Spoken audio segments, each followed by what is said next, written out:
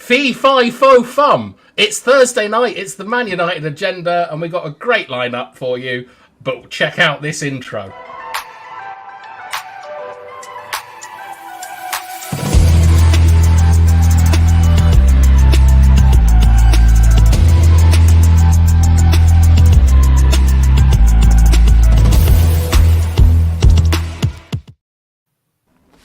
Good evening, one and all. How are you all? We're joined tonight by Dora again. Dora, what's going on? How are you? How's the week been? Well, I had a good week when it comes to football. Not that much, but we will talk about it. This is a therapy session for me, so yes. But overall, I'm feeling great, and it's great to come back here. So thank you for having me once again. And Monday, I've got the days wrong. I thought we didn't see you yesterday, but we did see you. How was your day? Today I had a training course today, and it's all about compassionate management. How to be compassionate with people and in situations. And yeah, I think it's not for me. I'm a bit peed off doing it because we've got some staff that don't show compassion, and because there's been a few complaints. Everyone has to do the course now. Now, I've never had a complaint in 17 years I've been with this company. I've never had any complaints against me, and it's ferocious where I work. So some individual members of staff are really rude and don't know how to talk to people properly, and getting moaned at all the time. And that's because so now we had to sit there today. I've got loads of work to do, and I had to go do. And I've got another week coming up. I had one whole day of training. And they were putting us to sleep with meditation. I wasn't going along with it, but just why am I here? And learning stuff when I just think I'm wise, I'm experienced, I'm old enough. I treat people with respect. I don't have this issue, but it's like if someone's doing wrong, everyone has to suffer for it. Do you understand what I'm saying? So if someone doesn't do their run in a training session, everyone will have to do the run. You know what I mean? If you don't keep up with the run, everyone has to do it again. It's that kind of thing, team spirit, and really peed off about it. But I'm here and I'm going to be compassionate with you guys and the guys in the comments tonight. Treat me with love and care, and I'm going to be compassionate with our manager as well. I'm already drawn a line in the sand. I'm sticking with him. Oh, good stuff. Now, Mr. B, it's the lingerie show tonight. What have you got for us? Right, I think that needs explaining. As I've only just realised, but the joke is, okay. So, on Twitter, I tweeted that obviously I've tweeted the show, and I didn't check it properly, and obviously the spell check has come up with lingerie. Now I thought it was a bar time ice cream humor joke, so I took absolutely no notice until I've just checked the Twitter post and I can see lingerie. So it's not real. There's nobody going to be jumping around in lingerie unless one day feels the need. I will apologize if I'm offended anybody, but I probably haven't, to be fair. And a lot of people probably haven't even realized what I've done. But thanks, Bath Time, for letting me know. Thank you. Could have let me know a lot earlier, but yeah, thank you. Well, we're going to say hello to the chatters. And the first one is Jeff, who says, "Let the lingerie show begin." And it was Jeff who sent me a message saying "lol lingerie," and I thought Jeff's got the wrong account here. And then he explained what it was about. And so, who else have we got in the cup tonight? We got Big T. If only Onana had those Matrix moves in goal. Well, he kind of does. Because, like in the Matrix, he's avoiding stuff. He's not like stopping the bullets, is he? And we've got Matthew Bassett, everyone's favourite midfielder from Birmingham, and he's bigging up everyone on the show in the chat. And Jeff is once again bringing up the fact he's a referee. And we've got a hello here for you, Dora. Hi. And that's the sum total of the comments this evening.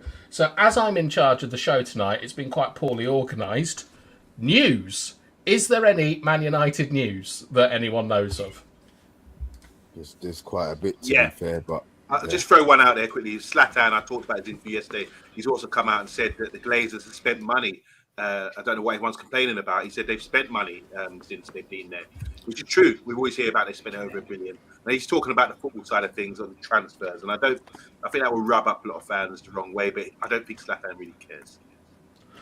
No, I mean it's always quite interesting, like when people sort of talk about the Glazers from the outside, where they see our ridiculous spending, and it is ridiculous. Like we're matching the oil wealth of Manchester City with what we're spending. But at the same time, I can remember Zlatan talking about how did he have to put £1 in a drinks machine, like, and he couldn't believe it wasn't free, and that's more sort of Glazeronomics. So I'm not quite sure what Zlatan's up to there, but I mean, Dora, how do you feel when you see people talking about like our transfer spend over the last 10 years? I mean, Rooney was, one of my favorite players of all time. Wayne Rooney also said that Glazers are not at fault and that they are great owners and that everything is fine with them and that, the crisis in the club stems from somewhere else. But I mean, it doesn't, just because he scored 295 goals and he's a legend of the club doesn't mean he's right in that department. I think it's just, a different perspective. That's their opinion, and that's all. I think that every United fan and anyone who watched how the club progressed since Glazers acquired the club in 2005 see that there has been a decline. And you don't have to have a PhD or, if that qualifies as an intellectual thing, be a legend of the club to say that. So they can say whatever they want. That's their perspective, and I don't have to agree with that. And factually, they are wrong. There has been some huge issues with the club since they came in, especially when Sir Alex Ferguson and the old guard that steered the ship in the right direction have gone. And since they left, and Ed Woodward and others stepped in charge, the money makers, the market PR guys, the marketing guys, the club has been on downfall spiral. So, I mean, whatever they say, I don't take it seriously when it comes to those kind of things. They can talk football as much as they want, but in those kind of situations, I just can't take them seriously. Yeah, I mean, Zlatan talking about the downfall of our marketing department, I don't think it's going to go out on like Piers Morgan and stuff. Mr. B, have you got any comment on this, or is it just tiresome? It sells that if he had so much other things he could have spoken about. He chose to speak about Man United, and it got the press, and it got all of the retweets and all of the reposts or whatever it is now that he wanted. So look, he has his opinion. A lot of people outside the club seem to have the same opinion, but I don't really give a toss, to be fair. To be funny, I had a conversation with my Liverpool supporting brother 2 days ago, and he was trying to be really diplomatic with me about the situation at Man United, and I could feel my blood boiling, and we don't argue. So I just told him, look, I have to go. Because I could feel he wasn't trying to wind me up. He was giving me his perspective, but I don't care. It just didn't bother me. And the more he was trying to be calm and trying to explain, the more I was thinking, why don't you just shut your effing mouth? You know what I mean? You don't know what the hell you're talking about. And again, look, it's like that. And look, he took the money while he was here. So it couldn't have been that much of an issue, you know what I mean? So look, it is what it is. I think he's just done it to get his name, and maybe he's releasing another book and he wants that section of it, you know? So look, it is what it is, to be fair, bath time. Yeah. Omondi, how would you, with all the training you've done today, how would you tell Mr. B to handle that situation with his brother next time? Just be calm. You'll go from the red zone, which is a threat. Which that was exactly what he said. There's a red zone, which is a threat. Where you're under threat there, and you can feel yourself getting angry, and take it, transfer it to the green zone, where there's peace and tranquility. You know, so that's exactly what he did by saying goodbye rather than saying up yours. Well done. Well done, Couldn't deliver Mr. the B. training today. Yeah. Right, By the way, just while we're on the news thing, I'm going to throw up a few other things just come to mind. Harry Maguire. No, let me start this. Brighton are playing in the Europa League tonight, and their centre back made a mistake for one of the goals against Marseille. I was watching that earlier on. What's his name again? The English centre back. Dunk. Dunk. Yeah, Lewis Dunk, and Slam Dunk, I should call him, because he got embarrassed a bit with a big mistake. And I was thinking, oh, well done, you got yourself an England team. But if that was Harry Maguire, it would be big news. And he playing for Brighton, you don't really get that. And it was a mistake.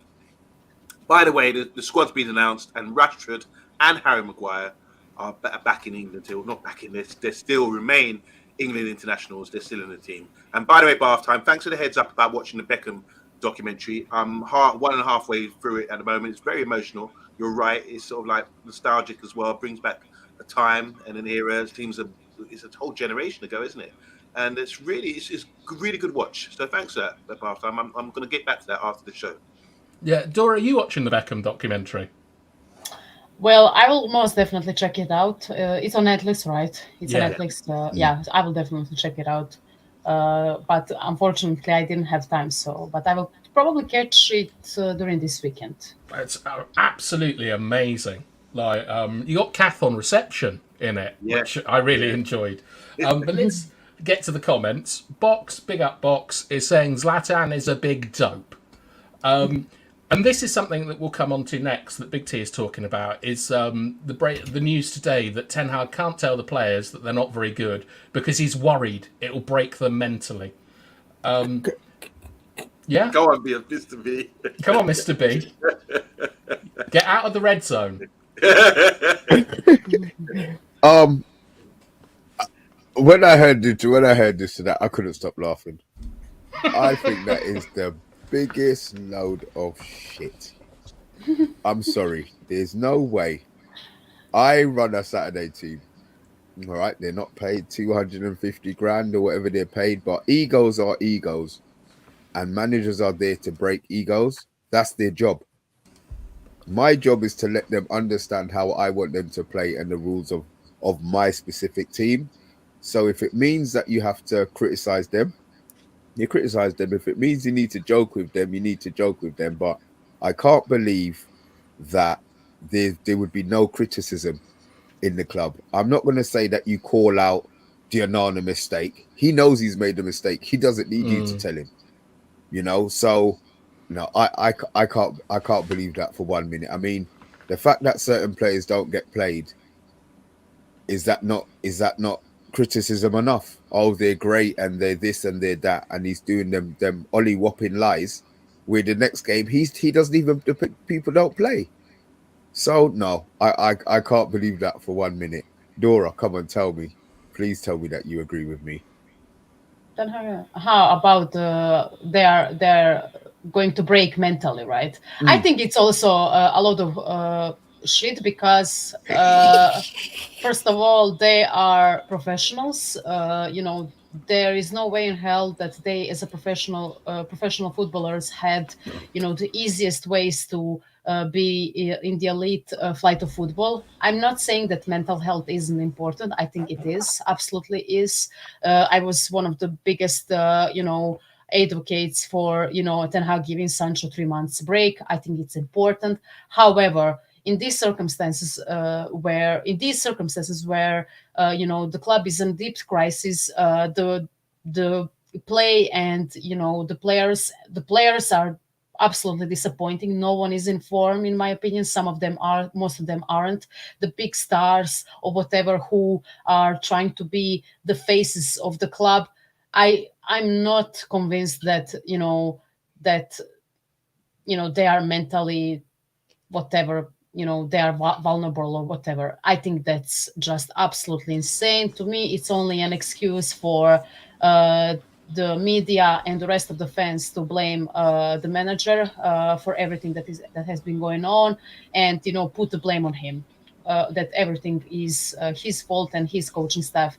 And I think that's just I think it stinks. I think it absolutely stinks. And I'm not trying to be cold, or the typical Slavic girl who only we are cold, we don't feel anything. No, I'm just saying that this is the typical stereotype from Mission Impossible movies or whatever. It's just done. And Bond as well. I mean, I'm just throwing it out there, of course, right? I'm just throwing it out there. But yeah, I mean, it's to me, it's just an excuse for players, and I don't think it's right. Once again, locker room leaks and PR statements from players' agents. I think it's just insane. And what you must remember, Dora, is that there was a story that came out, I think it was last year, about how some of the players were scared of the dark or something.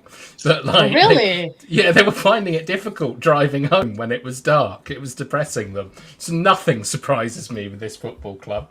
But we got to do the comments. Box is calling out Rooney as well, but he's from Liverpool, so you have to factor that in. And Jeff is given a good point here, which is that he thinks Rooney wants to come back and manage United. So he's keeping the Glazers sweet, as it were. And then we've also got DK Wilson from Austin, Texas. And I've no idea where this guy is from, OMONDI. Hey, Drayton Manor High School. Yeah. Good evening, everyone. Eric is showing worrying signs that he's out of his depth. Should play Delo at left back, Harry and Varane at centre back, and Lindelof at right back would be the best solution. Makes you wonder, Mr. B, what is taught at Drayton Manor School with this pro-Maguire agenda that we see coming out all the time. We'll come back to that, Damien. Box is saying, are the bright lights of Old Trafford too big for Eric? I mean, his head would bounce them around like anything. And then Jeff is also saying, Damien, everyone says that, but Lindelof will get destroyed at right back, worse than at centre back. Oh, God. Damien Walsh, Eric is showing he's not an elite manager. So, and then Gary, time. I know, it's coming. Gary Albertus. Good evening, all. The documentary is great and a testament to how ruthless Sir Alex Ferguson was. The word he used for players is that they must be hungry. We have loads of fat cats and lazy millionaires, which I quite like that. And then Jim Mack is saying, evening to everyone. God, there's so many comments. Here's James, who we haven't seen before. Eighth is a fraud. We were sold a dream and got a nightmare. And speaking of nightmares, it's Solo. Hello, Solo. And then Gary Albertus is saying that he loves the accent, Dora. He's a huge fan of the Mission Impossible franchise. I mean, our actor Radesh Arbegia played a Russian villain in first or the second installment. So yeah, I'm maybe from that franchise of movies. Who knows? I mean, we are made from the same clothes. Yeah. To be fair, Sean Connery played a Russian villain once in The Hunt for Red October. I think everyone played Russian villains. I think everyone else played. All right. Let's get to. Hang on a second. Let me. Oh, what am I doing? Everything's going so fast. Right. Let's get on to the main meat of the evening, which is that growing doubts. Doubts are growing. Sorry, let's not use the passive voice. Doubts are growing about Erik ten Hag. Large sections of social media are already Ten Hag out. The press is questioning Erik ten Hag as well. And tonight we're going to have a conversation about, is Erik ten Hag the one for us? So, as our guest, Dora, I'd like you to start off with like how you sort of have seen the Erik ten Hag era to this point, how happy you are and what you're unhappy about. Okay, so first of all, I was, after the whole Ralf Rangnick fiasco, when it comes to the how do you say it, the collection of managers that we looked into during that time, I think it was Brendan Rodgers, I think it was Antonio Conte, I think Luis Enrique at one point. It was a lot of, managers that, some of them were Mauricio Pochettino was a big one, and you know, and Erik ten Hag, who was still an Ajax manager at the time. And you know what? Out of all of them, I was more keen of Ten Hag because Ajax is a great club. During his tenure, they won a couple cups, domestic cups, leagues in Eredivisie. He was in the semifinals of Champions League, which is, even though Ajax is a major club, I think in the last 15 years they have been a development club in my opinion. I think they produced some great talents, and they had a great generation during his tenure, and they were just unbelievable. And even when after that semi-final, I think they continued to play really well. The individuals stood out every single season. A club would come in and buy an Ajax Amsterdam player. And yeah, I was keen on him, and when we signed him, I was delighted because I thought that this is the moment where Manchester United and Manchester United fans will see a manager who will stay here for a very long time and establish his style, and maybe this is a beginning of an era. And then we started, those first two games were absolutely atrocious. I started immediately. I was shocked. Brentford and Brighton games in the Premier League, they were absolutely atrocious. And I was worried. And then all of a sudden we started playing well. He kind of adapted. I think he started benching Maguire. I think he kind of made how do you say it? He made adjustments in his tactics and even in his midfield. I think it was Casemiro, Eriksen, and Bruno during that time, and it kind of worked. Eriksen was in great form, and we were. Rashford was insane. Bruno was his usual self in most cases. I think post World Cup, everyone kind of got up in their form, and everything looked really well. However, I kind of, as a fan, you kind of see other things as well. I don't think he was perfect. Far from that, I think that some of the games we saw, in my opinion, questionable. How do you say, decisions during game, especially when it comes to subs. I think it was kind of noticeable after some of the players got injured. Primarily, the guys like Eriksen after that cup game, Andy Carroll, when he practically almost snapped his knee. After that, I think we kind of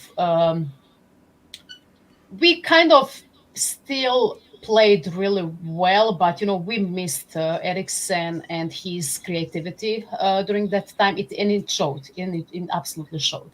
However, we kind of the performances and the thin squad and a lot of competitions during the same time. I think that it kind of it got overwhelming for our team. I think that for example, that one Newcastle game last season where we were, I think it was 0-0 or 1-0. I'm not sure. I think we were trying to get the result, and all of a sudden he's subbing in Harry Maguire as a centre forward in the last 10 minutes. I don't. It was Real Sociedad.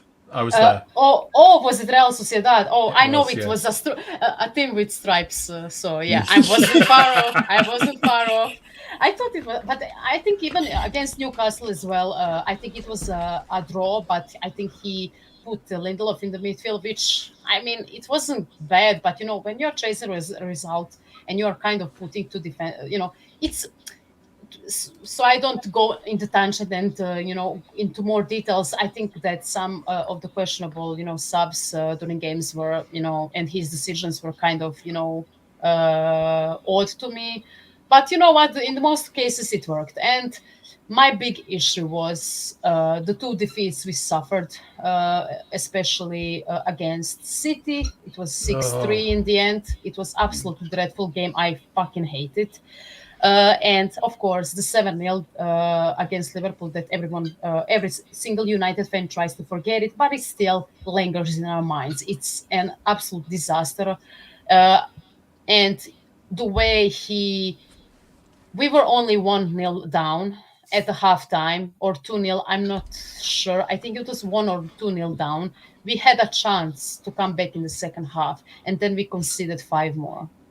And that was my other thing about Ten Hag that I didn't like, him not managing to motivate players, to kick them in the bums, to motivate them, to steer them in the right direction, to adapt the team to, for example, oh, this high line doesn't work. Let me adapt this so we don't concede more because the players are shaky. It obviously doesn't work. Let's try something else. He didn't do it. He Sometimes he adapts, sometimes he didn't. And to me, that was a huge issue, especially in these important games. Of course, the Spurs game last season, by the end of the season, we were 2-0 up. Or I think in the end it was 2-2. Son and Kane scored. I think we fell apart. And Spurs were in a mud at that moment. I think Conte was already sacked, and they were led by that guy. I forgot not Lee Mason. Lee Mason is a referee. Is it Ryan Mason? Ryan Mason. Ryan Mason. They were in shambles, right? They were in absolute shambles, and then we bottled it against them. And I realized, okay, this guy is quite stubborn, and I absolutely understand that. Sometimes you need to stick to your guns to actually, get to the end product. But the issue is, if you cannot adapt during the games when you are losing, I think that's a huge issue, and I think you need to address that immediately. But you know what? Overall, I think we had quite a thin squad, in my opinion. I think finishing third and getting a cup after 6 years of drought was a success, in my opinion. I know a lot of United fans, oh, you don't have standards, it's shambles, blah, blah. Well, you know what? We were 8th last season, so I will take this. I mean, I don't know, what are you? I would love to be optimistic as everyone else. I thought we are going to end up 10th this season because I think I did a score prediction the league standing prediction the season before last, the summer before last season. I didn't say 10th, but I said there is no way in hell we are getting top 4 with this team. And in the end, he proved me wrong. Yes, I had issues with some games and all that, but in the end, we persevered through difficulties and we got to something. And you know what? So this season, what would the score be? What would your score be for him from what you've seen so far out of 10? Okay. Including this season as well. Yes. I gotta say 5. Mission Impossible 5 out of a possible 10. Yes. We will talk about it in more time. I want to give guys their say. So I will explain it a bit later. Before we get to the lads, we're going to have to do the comments because it's really piling up. So first of all, James is saying, what's there to be happy about? Big T is saying, no hope, nah, never is he the one. He's on borrowed time and will be sacked inevitably. Which is a sort of nihilistic view of the world. I'd love to read out Bilal's comment. Hello, Bilal, but it's too fruity for this time of day. Jim Mack, Eth is 100% the right man. Stick with him, even if the positive change takes 2 or 3 seasons. We tried the other route and it doesn't work. Glazers out. And so I think that's a well-balanced, well-thought-out comment. Here's Solo's contribution. Phil Jones, next United manager. Can somebody put Solo on a timeout, please? Yeah. He's on here trolling his own bloody channel. It's absolute nonsense. And then we've got Vincent. Hi, Vincent. I really appreciate you messaging me photos during the show. Gary Albertus. Eth is fantastic. We just need to trust the process for now, I think. And Box is saying, who would be a replacement? The current betting odds make horrible reading, to be honest. Oh, I'd hate to see who's on them betting odds. Jeff is saying that the fan base and players would have got Sir Alex Ferguson sacked. And then Big T has said, we never had much left, but Ten Hag has stripped us of our last ounce of identity. We are a joke, we are a meme, we are Spurs. crazy. And then not sure whether to show this message or not, but someone is saying hello to someone. I have no idea who that is. Oh, I know, Ravi. It's all right. I know who he is now. Yeah, I know. Yeah. I'm trying to work out who. Yeah. Okay. Box is talking about the overuse of Bruno Fernandes here, saying he's played 72 games between like September and a year, most of any professional footballer, and he'd guess that 95% of them were the full 90 as well. Here's a comment from Bilal that we can show, which is, don't worry, Dora, he gets Newcastle and Sociedad mixed up all the time. Thank you, Bilal. I'm not the only one. Thank you. And all of Drayton Manor are loving your passion tonight, Dora. But thank you. Maybe we should avoid talking about Harry Maguire to keep them happy. Yeah. And Solo now with a proper comment is saying Ten Hag's too stubborn and he won't change his game plan. Daniel DN Vlogs is here saying hello lads, and Gaza. You've checked. Is that not the same profile pitch as Gary Albertus? Anyway, you don't win cups and leagues if you don't know football. The Dutch taught Barcelona and Pep. And just the last one is every player we signed before Heath joined, they became shit as well. Okay, so I think Mr. B, we'll go with you next on like your general feelings since Ten Hag has like come in, issues you've got, positives you've got, and if you could finish with a kind of score. Of what you would give him. Over the moon, we didn't get Poch. Pep, not Pep. I didn't want Poch. I'm glad that we got Erik ten Hag. The fact that he was winning things in Holland, I was happy with. The home of total football. The things that Ajax were doing in the Champions League as well. When they played Liverpool, I was quite impressed as well. So I thought, okay, we've got him in. Obviously, the first couple of games, yeah, we did lose our mind, but Rome wasn't built in a day. So the fact that we finished third, the football wasn't superb, but maybe I was blinded by the fact that Rashford scored 30 plus goals and that's my he's my guy. This season, I think he's had a lot more problems than I thought he would have done. I think he thought he would have done. The players are the same players who have got various managers sacked by throwing in a towel or not wanting to do the running side of them, the ugly side of the football. A lot of the players don't seem to want to do. Marcus doesn't want to track back too much. Martial, to a certain extent, doesn't want to track back. And these positions, the way that Ten Hag wants to play, they have to do the ugly side of the game. I think he will be given the time. I hope he's given the time to implement. I'm not going to say the process because that's what all of those Arsenal players. So we'll try and find another word to use before our next game. But the only part of it I'm really worried about is if the press, once they start digging their claws into certain things, it kind of swells and it becomes this big, and then like the Glazers, and then the Glazers will sack him, and then we'll start all over again. I'm not worried that our form. Oh no. Until we get the players back from injury, at least until we can play a left back, a right back, and two centre backs, and play Amrabat in midfield. All right, it might happen this week, it might happen next week, and we might still lose. But players are Ten Hag's getting blamed for up to 12 first team injuries now. Whether that's him, I know. Obviously, you spoke about the Wan-Bissaka situation. Mm-hmm. I get that one.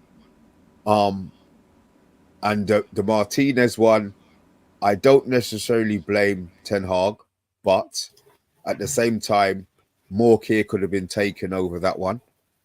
Mainu and all these other guys are just stuff that seems to be happening now. Whether that's a medical department thing, whether it's Ten Hag pushing them too hard in training, I don't know.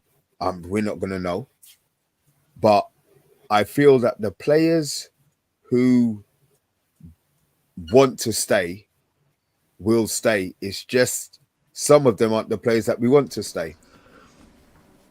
So I'm hoping between now and January, the couple of players, 3 or 4 players who he doesn't want at the club can go. Get them out so that there's no more of this internal bullshit. At least then, if that part of the club is in order, or that part of the Glazers and all of that bullshit that's happening is above his head. There's nothing he can do about that. The stuff that he can control, I want him to be able to take control of in January and get them out. I'm not stressing. It pisses me off that we're losing. It really, really does. We were never in a league title. I'm going to sit. I never thought we were going to win a league, but I do expect us to finish in a Champions League position. And the more that we don't lose now, the more the pressure's going to build. I'm with Eric. I'm glad he's coming. I think he's been a breath of fresh air. And the fact that we won a trophy, I think that does give him a level of leeway. So I'm all for Tarek. I'm all for Eric being in, and my score, I can't give. I mean, I'm seeing 4s and 5s. We won a trophy last season. We qualified for Champions League this season. You know, and we've only played. All right, we played 7. We played 7 games. It is quite a few, to be fair. We've only won 4, but I'm giving Eric. I'm gonna go a 7. I will go a 7. Maybe that's a bit too high, and people are thinking, "Oh, Mr. B's lost his mind." But I'm going 7, just because of the fact that we actually won and finished in Champions League position, and nobody was expecting that before the season started. You know, we were talking about 5th. I had Solo talking about 8th and 9th on it. So I'm going to give him a 7 and hope that he can weed out the trash. Let's see, if our form stays the same come March, when we're playing Europa League football, then yeah, maybe it'll change. But right now it's a 7. Okay, well, we're just before we get to a Monday. I want to go through some of the comments because, you know, like these people are giving us their time. And Given Loza is here saying this is crazy. Talking about ETH like this, 2 seasons in, madness. I will back my manager. And DN Vlogs is bringing up a point that Jeff made and others have made, which is Sir Alex was about to be sacked, and then he turned it around. It took him 7 years to win the league as well. And if he was manager in this day and age with this fan base, he would have been sacked. I don't think anyone disagrees with that. Ferguson would never have got the time in today's game. And DK Wilson is saying, Ten Hag can't be too bad winning 4 titles at Ajax. Look at the fans there now. The situation Ten Hag is presently in, from managers to injuries to mentality, is unprecedented. And Box is saying, the worry is the chaotic football we serve up goes from looking like Brazil 1970 for one move to Derby 07-08 in the next instance.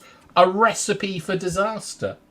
And then Big T is coming back at DK Wilson, saying winning 4 titles at Ajax is equivalent to winning 4 titles at Celtic. I don't understand why it's held with such prestige.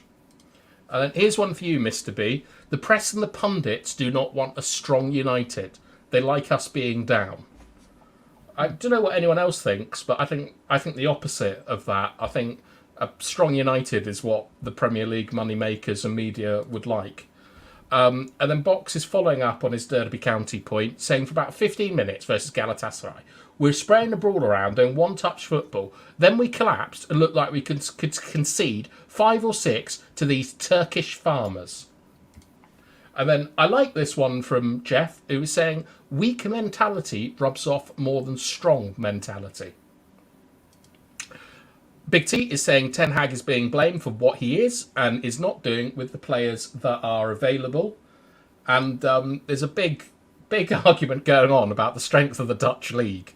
So I think that we'll pause the comments there and get to Mr. OMONDI Juma, who is in the red zone and is about to tell everyone what he thinks. OMONDI, remember the score at the end. Okay, so Erik ten Hag, we were talking about him so far and what he's achieved and everything else. We go back, look, when Fergie came in 1986, it was 18 years, 18 seasons since we won a European Cup and a league title. 18 years. It ended up being 25 years, I think it was, or 23 years or something like that, 24 years before we did win a league title. It took them 6 or 7 years to do it. Liverpool had a 20-year, was it 1990 to 1920? Yeah, to 2020. It was 30 years, wasn't it, for Liverpool, with a gap between them winning the title. Arsenal are just playing good football at the moment. It's been 20 years since they've last won a league title.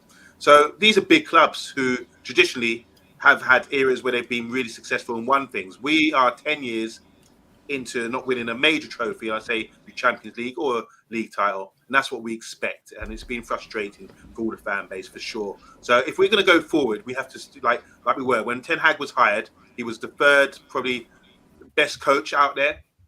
We looked at Klopp, we looked at Pep. These guys were doing the business, and we thought, who else apart from them would we go for? And then Dora gave a list of great names like Conte and Pochettino and all these guys that we could have selected. But everyone was happy with Ten Hag, it seems. The majority of fans, I was for sure.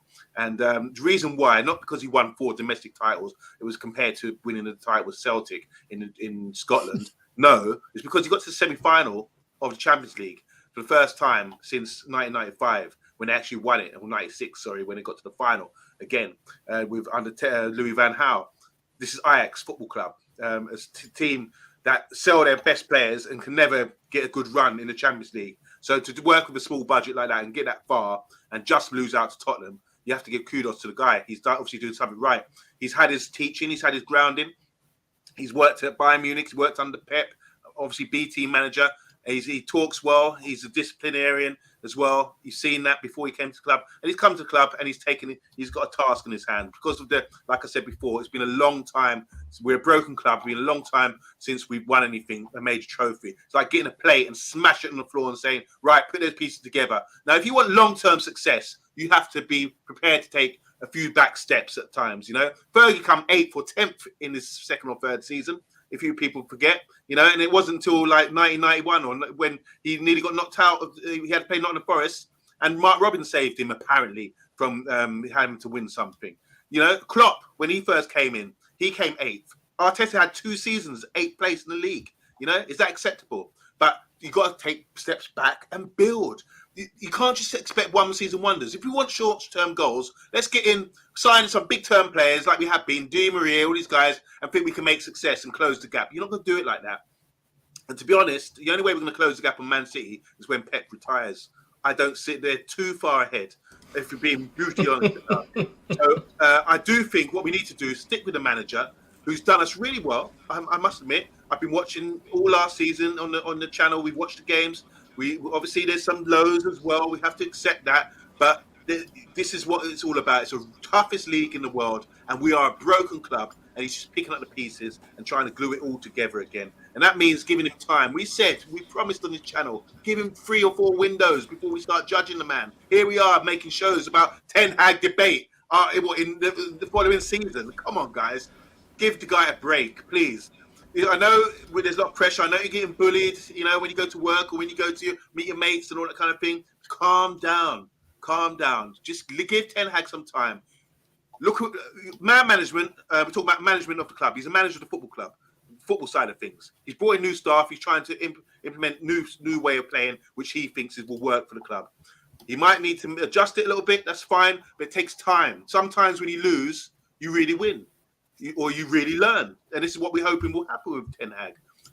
Darius has highlighted a lot of serious flaws when the Liverpool game, for example, when we ended up losing 7-0, when we could have just closed up shop, for example. You know, these sort of things. But we learn. Hopefully you learn from this. And it's what good managers do. So I want to trust in the manager. I'm not going to really make a judgment. I know we've had a poor start to this season, but it's to be expected because you can't reach... What do you want? Do you want to win the league in the second season? You know, do you want short-term goals or do you want to have long-term gains going forward and maintain something, build something, foundation. As they say, the stone that the builder refused will always be the head's cornerstone, and that cornerstone is Ten Hag. If you refuse him, everything crumbles, and we go back to square one again. So please, guys, stick with this manager. I would give him. I like Mr. B. I respect Mr. B.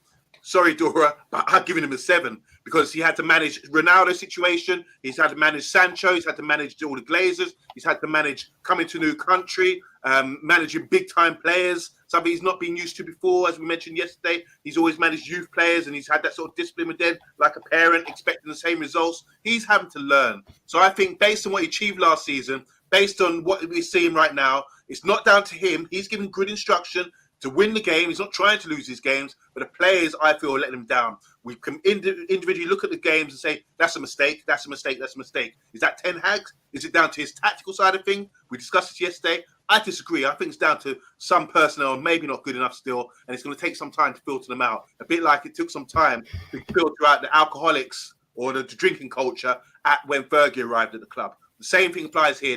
There's a poison in our club with players not feeling Man United, not really being those sort of guys. We need to sort of change that culture, and I think it's going to take time, longer than we actually think, to do that. If we come 8th this year, stick with the guy, because long term we need to sort of go forward. And I think, as Paul Abdul always said, 2 steps forward, 2 steps back, and the rest don't matter. Shit, we come together on the opposite track.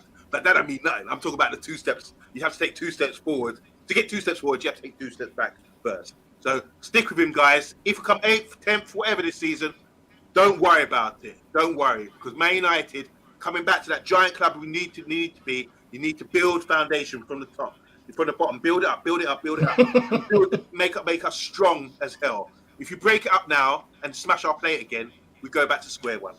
So 7 for me.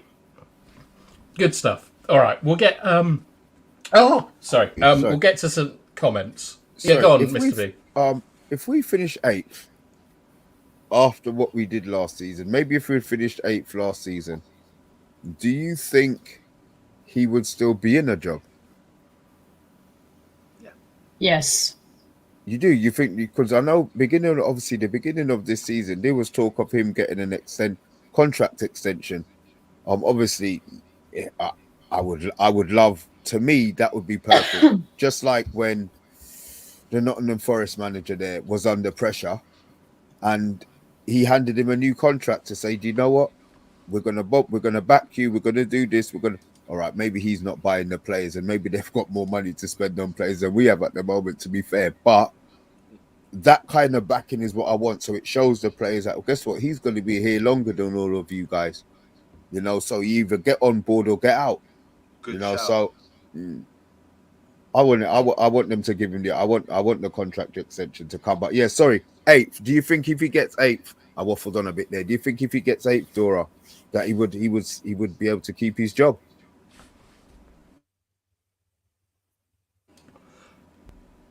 You're on I mute. think you muted your Dora. Muted. Rookie mistake. I mean, it's his first season, and he signed a 6-year contract, if I'm not mistaken. I mean, if we are going to appoint managers, let them do their thing, or in his case, not that he didn't have that much freedom, in my opinion, especially with Glazers and the board and everything else that happened, as you guys mentioned. Maybe I was a bit harsh. I would probably really change it to 6. I was debating 6 or 5. It's just this season is kind of, I'm really mad about it. But yeah, it's really fresh. But I guess that, I think he would. And I think that, if we do it every single year, changing the managers every single year, I think that's just, even Chelsea didn't do it all the time. All the time. But, even they stick with their managers at least for a year and a half. So, yeah, I think that would be extensive. But, yeah, I think that if he, ended up 8th, I think he would stay on the job. All right. Before I give my opinion, which will be a free-for-all, anyone can challenge, I'm going to do the comments quickly. And remember, like and subscribe, etc. Vincent is saying it's been 10 years since we've not won the league, and it's a weird feeling to Manchester United fans because it's not the United way, and this is just the Glazers punishing us. James is saying 400 million, and he thinks we're going backwards. Whereas UK Strains is saying give Eric time to sort this out. And I quite like this from Vincent. It's the money first and not the glory for the Glazers. I think it might be that for some of the players. Yeah. A new manager isn't the answer at all. That will basically, if we get a new manager, isn't the answer because it puts us back 2 seasons. Drayton Manor's finest is saying it's the team selection and tactics that baffles me. Forget about what other managers' football has changed. Sorry, I don't follow that last bit. Big T is bringing up the 400 million transfer spend as well. Can I? Yes. Of the players that Ten Hag has brought into the club, who hasn't done well? All right, everybody's gonna say Onana, but it's been 7 games, so maybe we don't. I don't know if we say we don't include this season, but then you've got a man like Haaland who's causing a chaos, so you probably have to include him. So, bar Onana, I'll have to hold up my hand at the moment. At the present time, is there anybody else who you feel that have been bad purchases by him?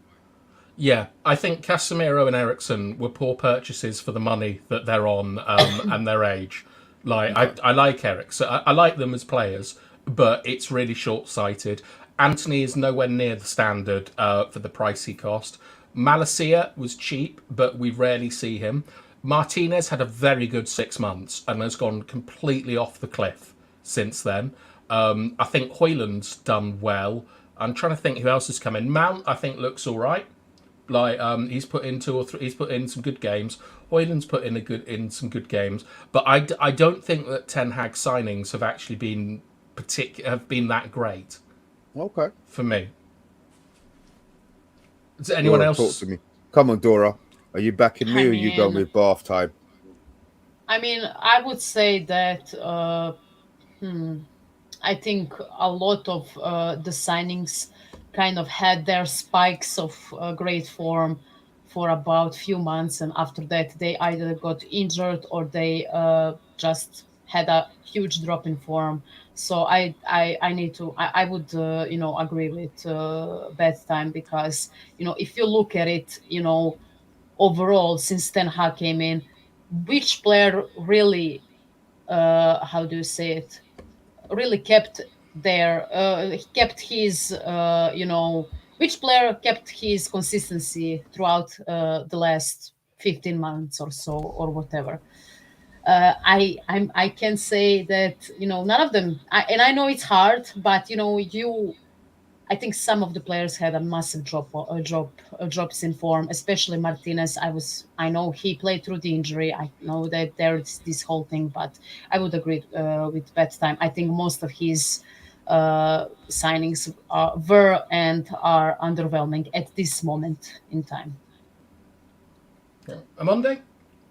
No, I disagree. I think you have to look at them individually. I think we came third last season. We didn't expect that. Casemiro was immense, I felt, when he did play, when he wasn't injured or suspended. I thought he made a big difference with his experience. I know there's been issues. We've seen him get sent off the other day again. Was it his fault? I don't know. But I just think he's a good player. I think he's given us some sort of valuable experience and age. With his age, obviously our age is an issue. I think it's a good, positive thing. That we got that experience there. We didn't have that before. We always complain about our midfield. So Casemiro for me has been a good signing for 60 million, and we're a big club. We shouldn't complain about value for money. We sound like Liverpool now about sort of value for money sort of thing. We shouldn't be arguing at that. We're Man United. We spend a lot of money. We buy good players. But I would say this: when Ten Hag signing the players that have been brought in, we wanted Kim. We ended up with Johnny Evans. Do you see what I'm saying? So I watched Kim the other day for Bayern Munich when they played away at Copenhagen, and Kim was immense. The first time I thought it was okay. Yeah, he was really good, Mr. B. So I'm thinking, okay, just imagine we would have had him. At least we're going, as long as we're going for the right signings. If we don't get them, fair enough. But as long as we go, it looks like we are aiming for a good caliber of player. We just ended up with maybe second or third best. And Anthony, for me, he's got a lot to prove for me. There's a lot of guys who play in that sort of similar position in the Premier League right now that I think they're better than him. And I want to see more from him as well. Sancho's let me down. I think he's a very talented player. And he wasn't Eric Ten Hag signing, but that's a player that you want to be stepping up. So there's a number of issues. We can't just point to the signings, everything else. You can't say, oh, it's the signings, black and white. That's it, Eric Ten Hag, he's responsible. Obviously, we know we pinpointed other guys, and we ended up with who we can get. That's just a fact of life, because we're not the club we were at one point. That can attract the best players, and then we would turn heads like that. So that's my view on it. I just think you need to really. It's not just simple as saying, "Oh, they're all shit." Okay, great. We're running out of time, so I'm going to try and do my bit as quickly as possible. But if someone could take over the comments for me whilst I'm doing it. As everyone knows, at the start of the season, me and Amanda had a chat where I talked about how I had serious worries about where the club was going under Eric Ten Hag. I wasn't particularly impressed by the recruitment of players this summer. It seemed quite like hodgepodge to me. Like, no area seemed to be being targeted. One day it was a centre-back, then it was a midfielder, etc., etc. Are you three happy with the signings that have been made this summer? Dora? Oh, God. I wish that we signed another striker, so Højlund doesn't have to be dropped in the team immediately since the day one. I think he's still young. I think it would be... And I think we kind of depend a lot on him even right now, even though he started, 4 games for us. I think at this moment in time, he is already such an important part of our team. I wanted a proper number 8. Ten Hag wanted Frankie de Jong. I would love Frankie de Jong at our club, but the whole situation with the player at Barcelona and Murto and are not dropping the ball in negotiations. It's impossible to sign that guy. So I wished for a number 8. I wished that we sort out our defense, because even though I loved what the defense did last season for us, 17 clean sheets and all that, I think that we had some injury prone players, the likes of Varane, Martinez, and some other guys. I don't necessarily, even though I like Lindelof, I don't necessarily trust him to play for 20 games all year. I think he's a squad player, nothing else. And of course, Harry Maguire, whom I really don't see in any capacity as a United player, but he's still here, and you know what, it is what it is. I think that midfield, I think we needed at least 1 or 2 players in every single part of the squad, especially with the outgoings. We lost Fred, we got rid of the dead wood, most of it. I think that his signings. I was a bit surprised that he went for a goalkeeper first or second or whatever. I think he was first or second signing for us, Onana, because even though I saw that the guy was kind of declining, and I saw the perks of having a ball, a really good goalkeeper with ball at his feet. I didn't think that De Gea was necessarily the biggest problem of the squad. I think the most of the United fan base was kind of on that side. I know that a lot of internet people, football fans, United fans online kind of argued the opposite. But yeah, I wish that we kind of invested in some other areas, then try to sign, for example, someone like Diogo Costa from Porto or someone else. But yeah, in the end we got Onana. But yeah, I think I was happy with some of the players we signed. I was really low on Mount because I didn't think that he was a number 8. He's a second striker, number 10 kind of player. He's just not a number 8, and he barely played it in Chelsea team. And I was kind of, you know what, if you're going to sign him, Ten Hag obviously sees something in him, and I'm going to trust the manager. But yeah, overall, I think it was kind of good. As I said in the last few streams, that I was kind of hyped up, as most of the United fan base before this season. I thought that we are going to, especially after the solid preseason, I thought that we are going to, blast everyone out of the park. Not, win every single game, but we are going to play better and have great results. But in the end, it just didn't happen at all. Okay. So, very quickly for me, I have two big issues with Erik ten Hag. The biggest is I don't believe in his football. Like what I see from other teams and what I see us doing, not protecting the centre of the pitch, playing this pinball football with, I can't believe what I've seen this season. And throughout all last season, we were relying on individual performances in different areas of the pitch. Like I don't think it's sustainable, and I just it's not that I'm not behind him. I think he's got. I think he's handled a lot of situations dreadfully. Like Sancho, for example, everyone sort of talks about how that's a bit unfair on him. Sancho's had these issues at every club he's been at. The only club where he's gone on strike is Manchester United under Ten Hag's management. And it's similar for sort of Ronaldo as well. I thought that was handled poorly. He's now coming out saying that the players are just so weak that you can't even criticise them. I'm not sure that's the best way of handling a dressing room. And so this kind of stuff puts me a little bit off Ten Hag. I don't think that there's any outstanding candidate to replace him, but I am of the view now that Erik ten Hag is an interim manager and that his time is kind of done, and that when the takeover happens, he's not going to be the man that will lead Manchester United into the new era. But mainly, I don't like his football. I think it's reckless. I think it's poorly constructed. I don't like his tactics on the pitch. And we've had over a year and a half. We've had, let's say, a year and a half of Ten Hag. I don't see any real identity. Like we might have saw it against the Crystal Palace B team, but then when it really matters against the A team, nothing works. We don't create consistent chances. Like this is what I feel, and I know that we're running out of time. But all of you can pile in from the comments from the panel and tell me why I'm a moron for these views. I what I will say is that a lot of people have agreed with me bath time. To be fair, But normally you you're on agree here with and you me? get entitled. No, I don't. I don't. About what? About any of it. As soon as I hear it sounds like you want Ten Hag out, my shutters go up and I don't hear anything. Are you in the red I'll be zone? honest, I don't. It's not even red. It's white. I'm not seeing nothing. I'm not hearing nothing. I'm honestly. Are you happy with the football? No, but I see people talking about Ange Ball. If Postecoglou doesn't win anything this season, has he had a better season than us?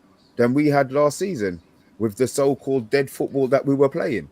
Absolutely not. But at there the you go same time, for me, the standards of Manchester United and with the personnel in the squad, we should absolutely be nailed on for top four, and we should be competing for cups as just a standard. Like okay, we're still in the Little FA Woods Cup. Yeah, the FA Cup hasn't started yet. Exactly. And we're not out. We're not out of the Champions League yet. I'm still hearing hope. Maybe it's blind faith. Maybe. Do you that's think we're what it getting is. Champions League next season? Yeah, by winning the Europa League this Right, season. so you put us out of the Champions League. Look, but again, do you know what? As I said, I know. I put it down to. I just want to see a team where we've got a right back, not Lindelof fitting in at right back, and not having Evans playing. I want to see him play what we would classify as our first team. On paper, if we could write down what our first 11 would be, get as close to that or get that out, and then see where we go. I know seasons happen, and it may well never happen. It may never happen. Mm-hmm. But there has to be. We're moaning at. We've lost 3 left backs. I know I keep going back to it. We've lost 3 left backs, and people are moaning about Amrabat. Amrabat's no good. Amrabat, bloody hell, Amrabat's not a bloody left back. We've got centre backs who are no good and they're still at the club. We've got central midfielders who are no good, who are still at the club. You know, is nobody going to give these new players a break? So I think everybody's being harsh. I do believe that everything at the moment is just instant. They want instant. They want instant. Yeah, I do want glory. I want to be able to stick two fingers up at the Man Cities and the Liverpools for their style of play and the way they're playing, and even down to Arsenal. They're pissing me off. Arsenal are really pissing me off, but everything comes with time. All these managers that we're talking about have had time to get rid of the shit. Arteta, I saw a list where it was beer loss games. They stuck with him. Aubameyang, he wanted him out. They stuck with him. You know what I mean? You have to back your manager. All right, financially, them motherfuckers upstairs, they're not going to back him. But at the same time, he can work on what he can work on. Yeah, these players are sulking and they'll be a bit... Get the fuckers out before they make you lose your job. It's as simple as that. Get them out. You know, if he doesn't have that power to get these players out, then there may be an issue. But I think he's breaking them. I think he's become January. As I said already, they didn't leave in the summer because they had ideas above their station.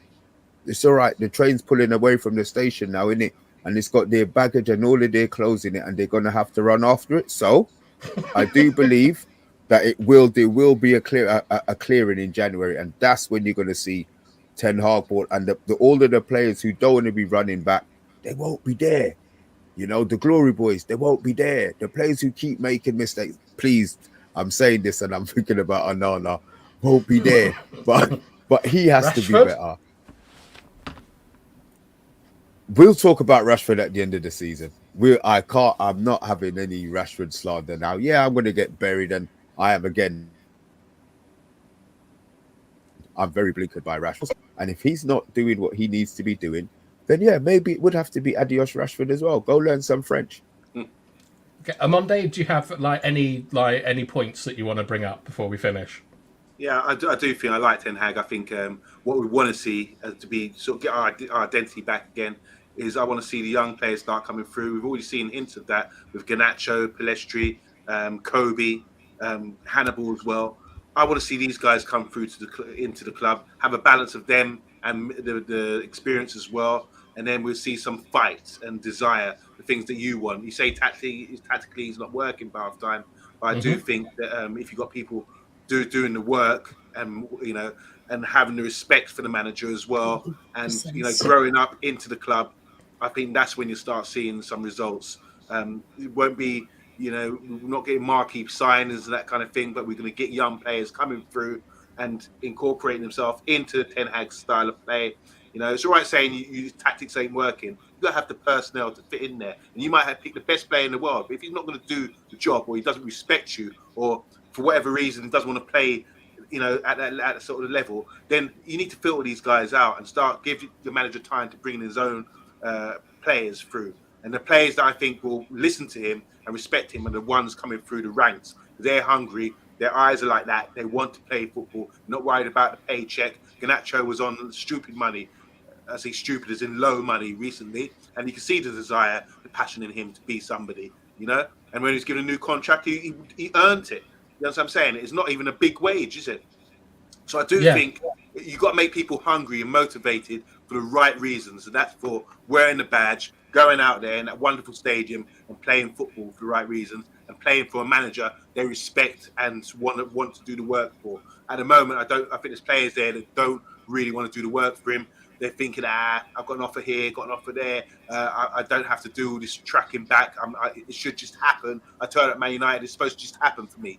It doesn't work like that. We are, as you said, Bath time, way back, we're a community club. We need to get back to those sort of fundamentals as well. And I think the only way we're going to do that is give the manager time and let these young players come through and incorporate them into the side, and then we'll start being successful again. And that sounds to me like sorry. Go on. Yeah, thank you. I just want to say this, even though I kind of, said my criticism of Ten Hag, I will just say that I would rather sack 60% of this team than Ten Hag, and I'm Ten Hag in that most definitely. I would rather get rid of 60% of this squad before Ten Hag, because 60% of this squad that is still at this club have sacked so many managers before him, and I don't trust them. I don't trust them. If anyone, like, it's like United as a club didn't employ any good coach in the last 10 years. I'm sorry. If people are saying, oh, they need a good coach, they need a good coach. Well, if they're not coachable, they can go. And that's all I'm going to say. It sounds to me that both of you are sort of saying that it's down to the players to sort of motivate themselves and to perform for the badge and stuff like that, which I agree with. But the only man that can make a difference to our season is the manager. Is getting the players prepared properly, both tactically and physically and mentally, and sticking them out on the pitch to play a style of football that will get us back into contention. Do any of you believe that will happen? Yes. Yeah. Really? Okay. 100 to 1. Put your bets on now to win the title. Obviously, I don't think we'll win the title, but to get back into the top 4, to turn this around. Look at the league. It's a tough league, man. Any team can beat anyone. I just still think once we click, and it will happen, and when it does happen, there'll be a lot of people scared to come on and comment and scared to show their face because of what they've been saying right now. So quick. These fans are so fickle, a lot of them. Just to start dash them out the window, put them out with the bin bags and that kind of thing at the moment. Guys, just chill out, man. Just chill and just watch. When it clicks, it will click, and then we'll be okay. This is the football we want. I saw a wonderful comment. I never saw the game, still haven't watched the game to this day against Galatasaray. And I've watched the highlights, and I'm thinking, oh my God, good clear chance. Rashford squares the ball to Bruno, we win. Or we're up. Or, there was opportunities there.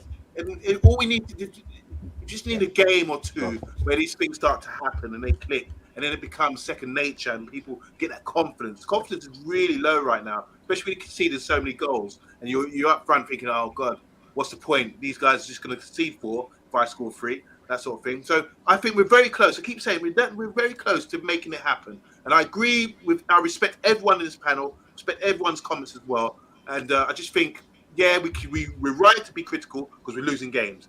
But we're not going to say critical, is focus, look at it, and break down what's going wrong. We want to fix it. We all want to fix it. So let's just be patient. Let the manager do his job. If you're going to play in the back tactics, that's fine. I can accept that one. But as Dora said, there's players there right now who are not doing what they're supposed to be doing, and it's like they don't really care. And I know it's the manager's job to get them to play whatever, but he's probably marked a few guys and said, yeah, great, you're starting. But Truse, in his back of his mind, is like, nah, you're gone because you ain't for me, So that's what I'm saying about these young players coming through. He's going to see the hunger in their eyes. Yes, boss, no, boss, all that kind of thing. And that's what he wants. That's the way he's going to get his results. When he gets players in who respect the club properly and not coming on a big wage and expecting magic to happen just because they're playing for Man United Football Club. Okay, great. We are well out of time. Like, we're 15 minutes over a lot of time. Sorry. I know we are, but I've just got to put this one up from UK Strange, right? He's got keep family business away from the club. Sorry. So what if Garnacho has a kid that's not going to win our trophies? I'm sorry, I had to put that one up. I'm sorry. I know. I wanted to show more comments, but we're out of time, and I'd love us to have more of a debate. I'm happy to continue, but I suspect that Mr. B needs to be fed. You don't know. You know that already, but off time, but it's full time, man. All right. So thank you so much to Dora. Dora, tell us where we can find you. Well, you can find me on Twitter at Dora_MUFC, but you know what? Follow the guys on the panel, commentators and everyone watching, because they are simply great. And thank you for having me. Anytime you want to come on, Dora, you can come on. Thank you. Mr. B and OMONDI, any sort of like closing statements you want to give, or no? It's been a good show. It's been a good show. Really, I've been listening to your guys' opinions and everything else, and reading the comments as well at the same time. And the key thing for me today, as you know, for my training is compassion. Have compassion for the manager and turn this around. You know, that's the only way things are going to work. If you're too aggressive, if you get anxious in situations, you know, you're going to lose sight of what's really going on and how people really feel. You know, and as watching the Beckham documentary as well, what he had to go through and what he endured from letting England down in '98 World Cup with that stupid red card. You know, you've got to have compassion for people and have compassion for managers. He's trying to do his best, and we will get there eventually. I think he's stern enough. I think he's experienced enough. He's wise enough, and you can see you have to make your own judgment. But we have a thing called a gut feeling, guys, don't we?